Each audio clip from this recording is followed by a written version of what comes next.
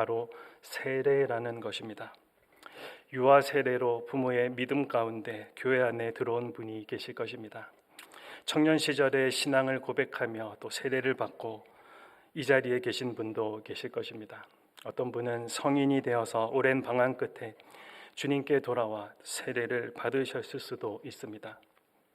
그 부르심과 상황이 어떠하든 이 모든 것에는 공통점이 하나가 있는데, 그것은 바로 이 세례라는 것이 단순히 과거에 일어난 한 사건으로 끝나는 것이 아니다라는 사실입니다. 세례는 우리의 인생의 방향을 바꾸고 또 정체성을 새롭게 하고 앞으로 살아갈 길을 규정하는 하나님의 언약의 표입니다. 하지만 우리의 현실을 한번 돌아보면 많은 성도들이 이 세례의 의미를 충분히 기억하지 못한 채 살아가고 있습니다. 여러분, 옆에 계신 분에게 이렇게 한번 질문하고 자신의 대답을 한번 했으면 좋겠습니다. 언제 혹시 세례를 받으셨습니까? 네, 옆에 계신 분에게 한번 물어보십시오. 네, 언제 세례를 받으셨습니까? 여러분, 아마 이 질문에는 누구나 대답할 수 있으실 것입니다. 하지만 다음 질문은 어떻습니까? 한 번 더 이 질문을 했으면 좋겠습니다. 지금 당신에게 세례는 어떤 의미입니까? 질문 자체가 어려워서 하기를 꺼려 하시는 것 같은데, 여러분, 지금 당신에게 세례가 어떤 의미입니까? 라는 이 질문에는 우리 모두가 쉽게 대답하기가 쉽지 않다라는 사실입니다. 세례가 단순히 교회 어떤 회원으로 등록하는 절차 혹은 형식적인 행사로만 기억되고 있는 경우들이 참 많이 있습니다. 오늘 우리는 이 세례의 참된 의미를 다시 붙들어야 하겠습니다. 하이델베르크 요리문답 65문부터 73문까지는 바로 이 세례의 의미를 교리적으로 우리들에게 설명해 주고 있습니다. 오늘은 그 가르침을 따라서 세례가 무엇을 의미하고 또 세례받은 자로서 우리가 어떻게 살아가야 하는지를 다시 한번 기억하는 시간 되셨으면 좋겠습니다. 하이델베르크 65문은 이렇게 시작하고 있습니다.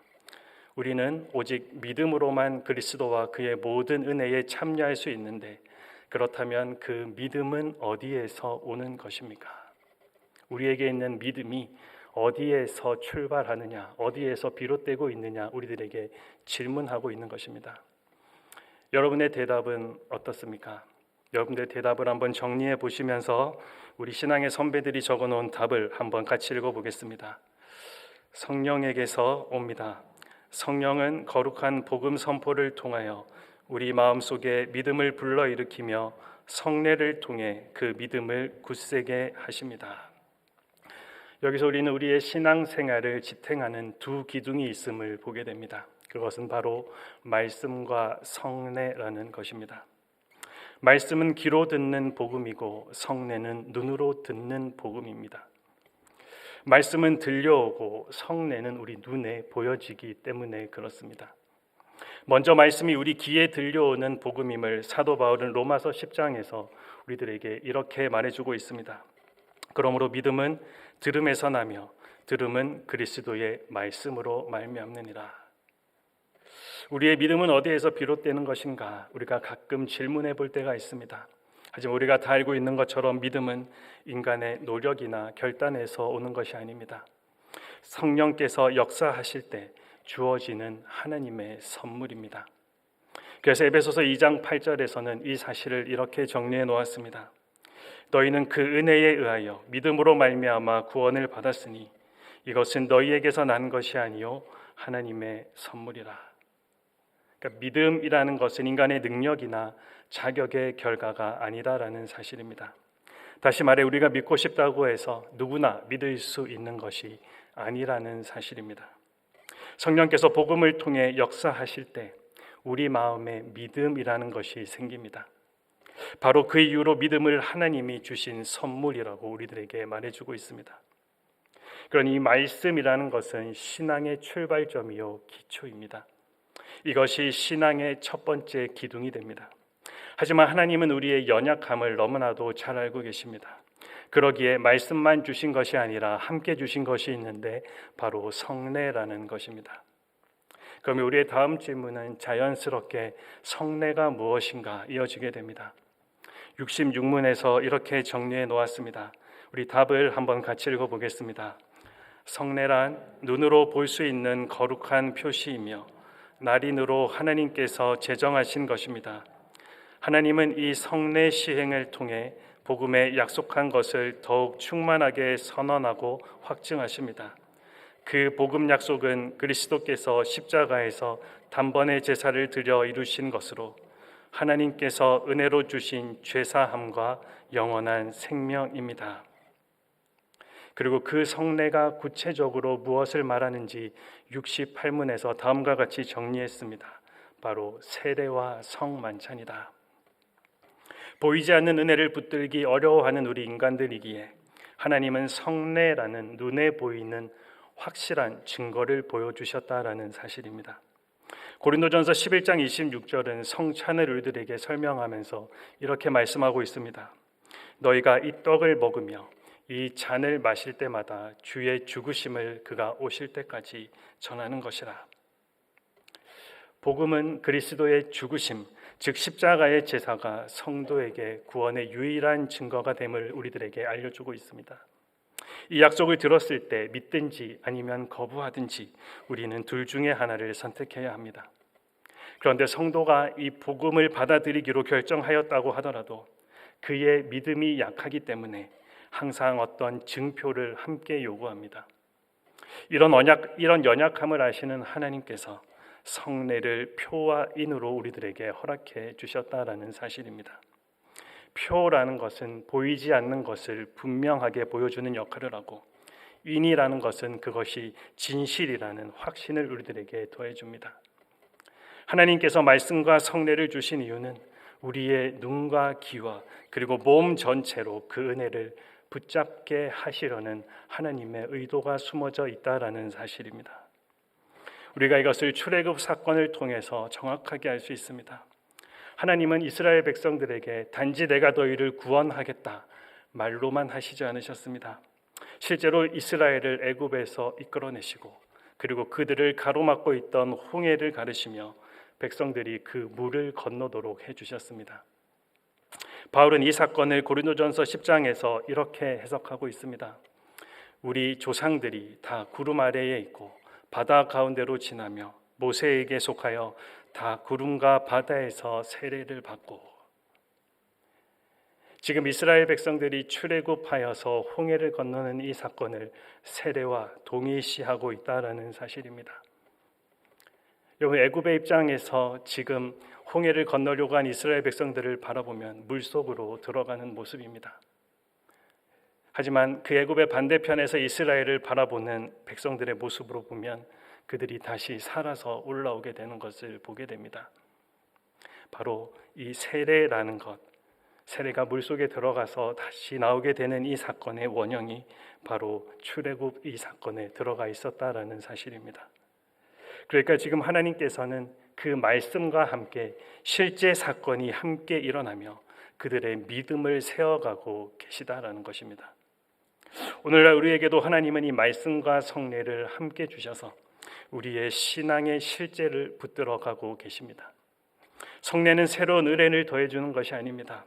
성례는 이미 주어진 약속을 확증해주는 하나님의 도장과도 같은 것입니다. 하나님 우리에게 이 도장을 하고 찍어주시면서 내가 약속한 것이 확실하다라고 말씀하고 계시다라는 사실입니다. 이처럼 믿음은 말씀으로 시작되지만 성례를 통해 확증되고 그리고 견고해집니다. 다시 말해 설교를 들을 때, 말씀을 들을 때 우리에게 믿음이 생깁니다. 즉 믿음이 일어납니다. 그리고 성찬과 세례를 시행할 때 일으킨 이 우리의 믿음이 더욱더 굳세게 되어지고 굳건하게 됩니다. 세례를 통해 우리의 죄가 용서받았다라는 것을 확신하게 된다면 성찬을 통해서는 그리스도와 연합되었다라는 확신을 우리가 갖게 되는 것입니다. 그렇다면 이제 세례가, 오늘 우리가 살펴보는 이 세례가 구체적으로 무엇을 약속하는지를 한번 살펴보겠습니다. 요리문답 69문은 우리들에게 이렇게 질문합니다. 그리스도께서 십자가에서 드리신 단번의 제사가 당신에게 유익함을 거룩한 세례에서 어떻게 깨닫고 확신합니까? 세례라는 것을 통해서 당신이 얻는 은혜와 유익이 무엇이냐라는 질문입니다. 우리 대답을 한번 함께 읽어보겠습니다. 그리스도께서는 물로 씻는 일을 제정하시고 그 일을 통해 물이 몸에서 더러운 것을 씻어내듯이 그분의 피와 성령이 내 영혼에 더러운 것, 곧 내 모든 죄를 씻으신다는 것을 분명히 약속하셨습니다.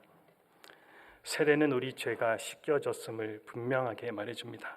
그러나 이 씻음은 물로 되는 것이 아니라는 것입니다.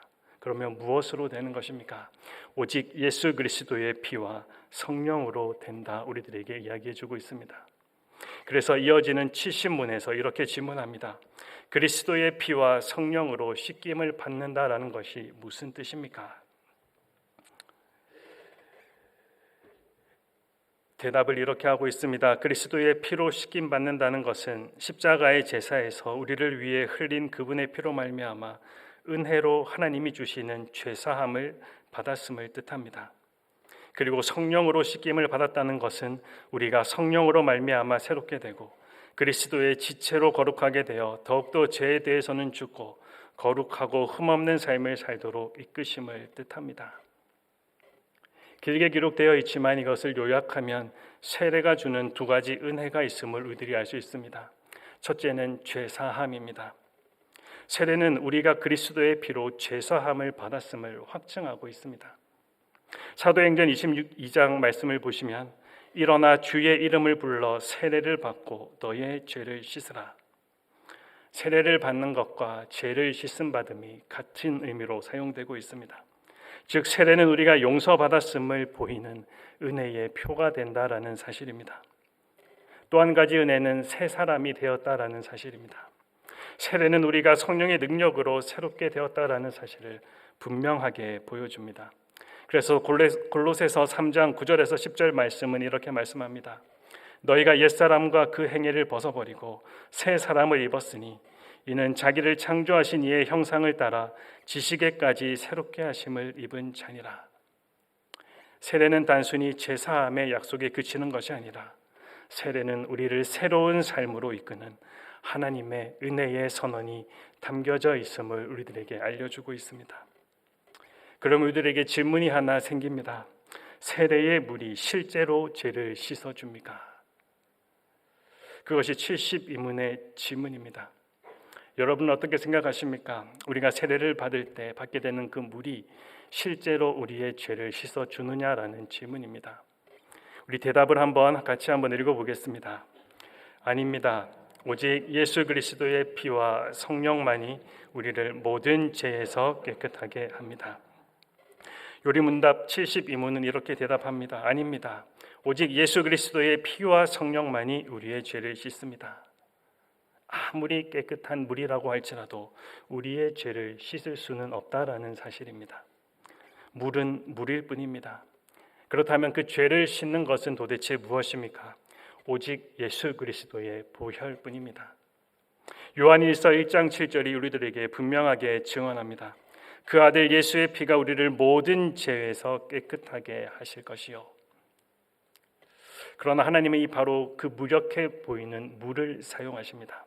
말씀과 결합된 물, 곧 세례의 물을 사용하여서 우리에게 은혜, 죄사함의 은혜를 확증해 주시겠다라는 사실입니다. 여러분은 물 자체가 죄를 씻지는 못합니다.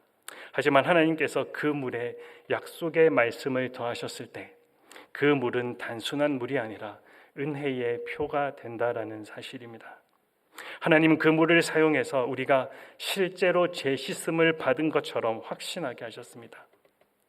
마치 더러운 몸을 물로 씻으면 깨끗해지는 것처럼 이 세례의 물은 우리가 보이지 않게 받은 죄사함이 실제적이고 확실하다라는 것을 보여주는 것입니다.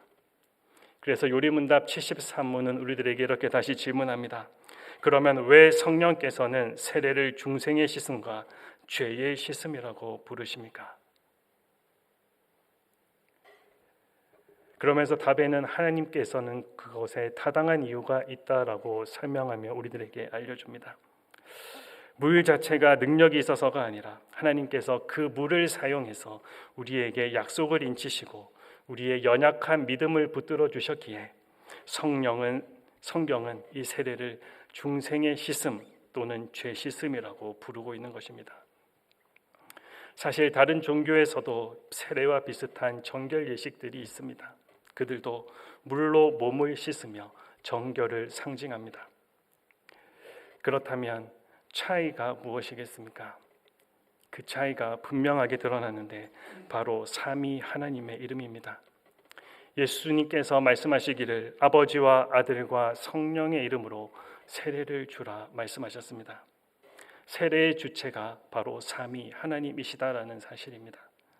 단지 내가 믿음을 고백하고 목사가 물을 뿌리는 것이 세례의 핵심이 아니라라는 말씀입니다. 그렇기에 이 세례에 참여하는 자들은 우선은 자신의 더러운 죄를 모두 버리고 더러운 행위를 모두 버리고 이 삼위 하나님만을 자기의 왕으로 고백하는 자들입니다.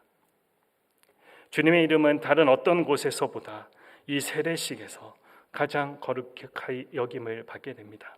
왜냐하면 바로 그 이름 때문에 죽었던 자가 살아나고 우리가 그리스도의 지체가 되는 자리이기 때문에 그렇습니다. 여러분, 다시 한번 분명히 말씀드립니다. 물은 죄를 씻지 못합니다. 그러나 하나님은 그 물을 사용하여 은혜를 확증해 주십니다. 말씀과 결합된 물, 곧 세례는 죄 씻음의 은혜를 우리의 눈에 보이게 드러냅니다. 그러므로 세례는 단순히 나는 이제 구원받았다라는 선언으로 끝나는 것이 아닙니다. 세례는 나는 이제 새 사람으로 살아간다라는 결단의 시작이기도 합니다. 그리고 더 나아가서 세례는 삼위 하나님께서 우리의 하나님이 되신다라는 가장 확실한 증거가 됩니다. 그런데 여러분, 우리가 받은 그 세례를 가볍게 여기지 마십시오. 세례는 하나님께서 우리에게 친히 주신 은혜의 표입니다. 그 안에서 우리는 하나님의 약속을 확신할 수가 있게 되는 것입니다. 마지막으로 요리문답 73문은 중요한 질문을 던지고 있습니다. 그 세례가 그렇게 좋은 것이라면 그 세례를 어린아이들도 받아야 하는 것입니까? 유아 세례에 대해서 우리들에게 질문합니다. 여러분, 어린아이들이 세례를 받는 것을 어떻게 생각하십니까? 여기에 대해 많은 의견들이 있을 수 있지만 우리 신앙의 선배들은 이렇게 정리해 놓았습니다. 우리 대답을 한번 같이 읽어보겠습니다. 그렇습니다. 어른들뿐만 아니라 유아들도 하나님의 언약에 속한 하나님의 백성입니다. 유아들도 어른들 못지않게 그리스도의 피를 통한 속죄와 믿음을 일으키는 성령을 약속받았습니다. 그러므로 유아들은 언약의 표인 세례로 말미암아 그리스도의 교회에 연합하게 되고 불신자들의 자녀들과 구별되어야 합니다.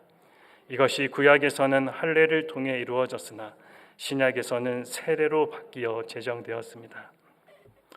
우리가 잘 알고 있듯이 구약에서는 아브라함의 자손들은 태어난 지 8일 만에 할례를 받음으로써 이 언약 공동체 안에 들어갈 수가 있었습니다. 신약에는 그 표가 세례로 바뀌었다 우리들에게 말해줍니다. 골로새서 2장 11절과 12절은 이 할례와 세례를 다음과 같이 연결합니다. 또 그 안에서 너희가 손으로 하지 아니한 할례를 받았으니 곧 육의 몸을 벗는 것이요 그리스도의 할례니라. 그리고 12절에 너희가 세례로 그리스도와 함께 장사되고 또 죽은 자들 가운데서 그를 일으키신 하나님의 역사를 믿음으로 말미암아 그 안에서 함께 일으키심을 받았느니라. 앞에서 우리는 세례를 받을 때 우리 죄가 그리스도의 피와 성령으로 씻긴다라는 확신을 갖게 된다라고 배웠습니다.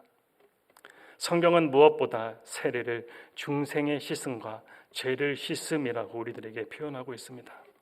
그러나 우리는 이것을 주의 깊게 이해할 필요가 있습니다.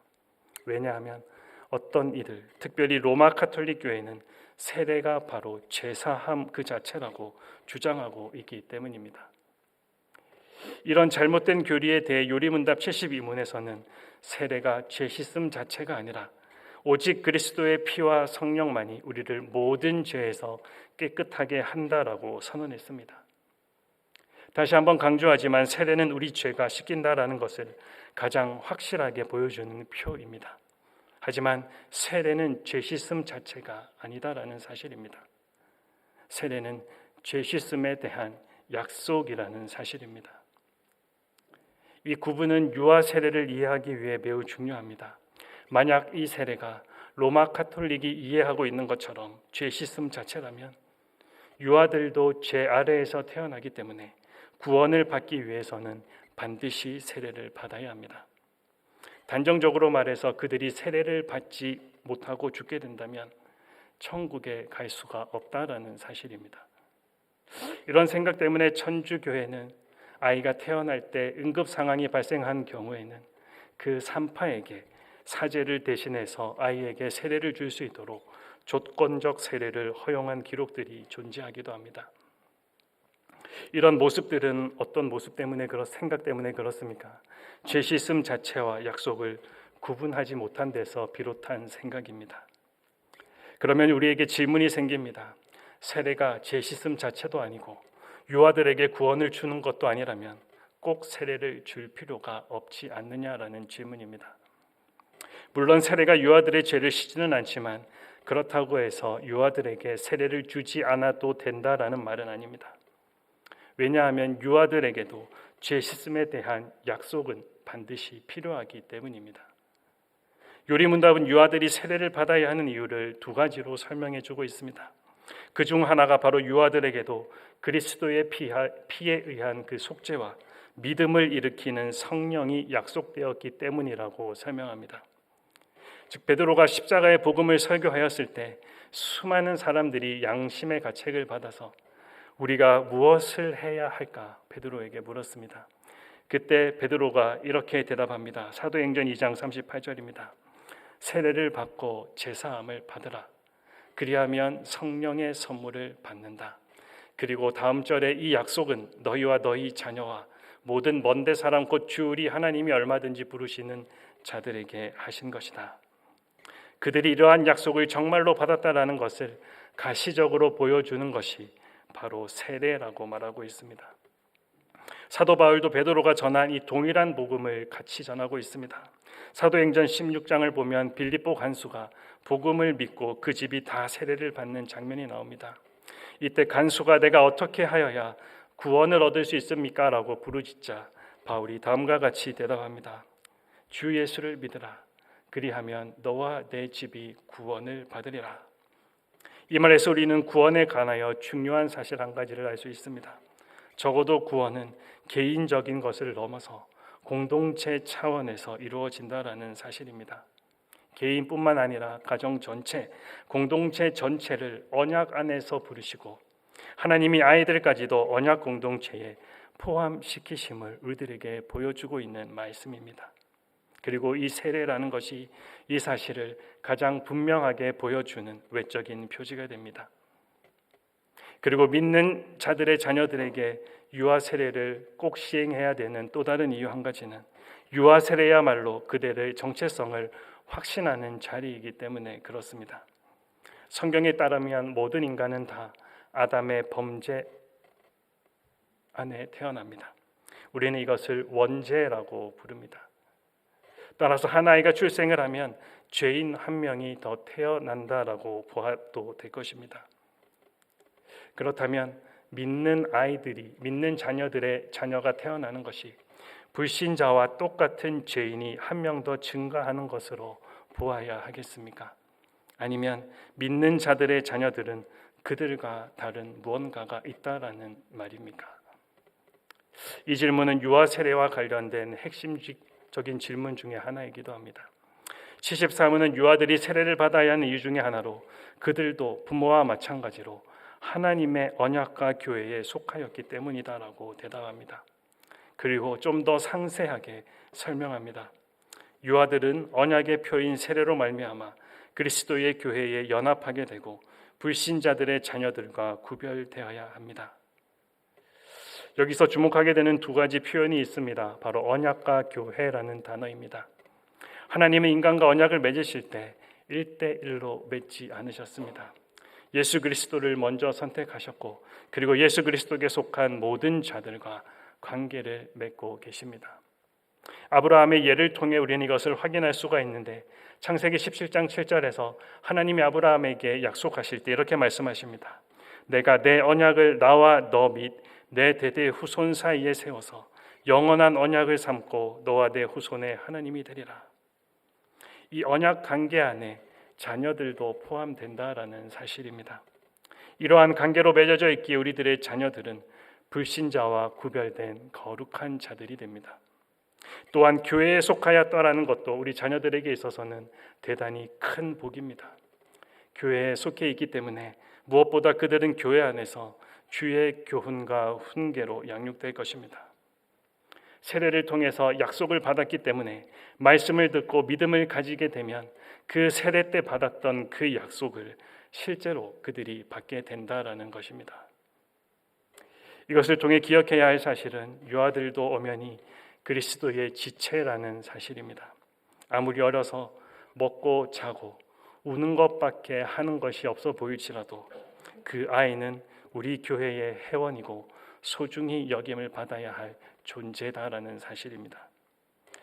하지만 오늘날 교회에서 어린이들이 가볍게 여겨지는 것을 종종 보게 됩니다. 특별히 예배에서 소외되어 있는 것이 교회의 현실입니다.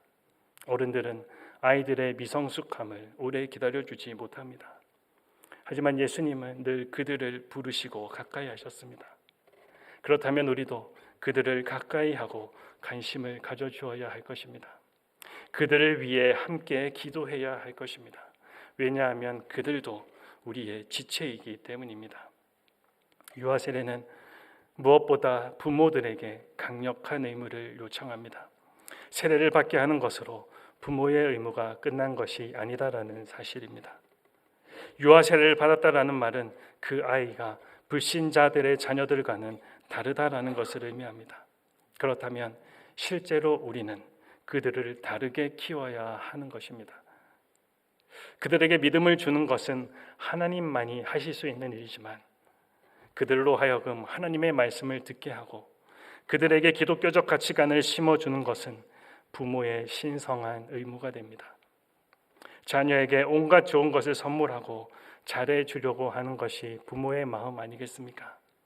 그렇다면 자녀에게 줄 수 있는 가장 큰 선물 중에 하나가 바로 유아 세례가 아니겠습니까? 그리고 기독교의 가치로 그들을 하나님의 말씀으로 양육하는 것, 그것 아니겠습니까? 우리 자녀들이 세례를 받는 것은 단순히 교회 전통이나 그들이 자라나가면서 성장 가운데 가족 행사가 아니라 하나님이 주시는 언약의 표입니다. 부모는 아이를 믿음으로 양육할 책임을 지고 교회는 함께 그 아이들을 신앙 안에서 언약 공동체의 일원으로 세워가야 할 사명을 가지고 있습니다.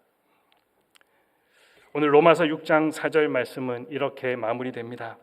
그러므로 우리가 그의 죽으심과 합하여 세례를 받음으로 그와 함께 장사되었나니 이는 아버지의 영광으로 말미암아 그리스도를 죽은 자 가운데서 살리신과 같이 우리로 또한 생명 가운데서 행하게 하려 함이라.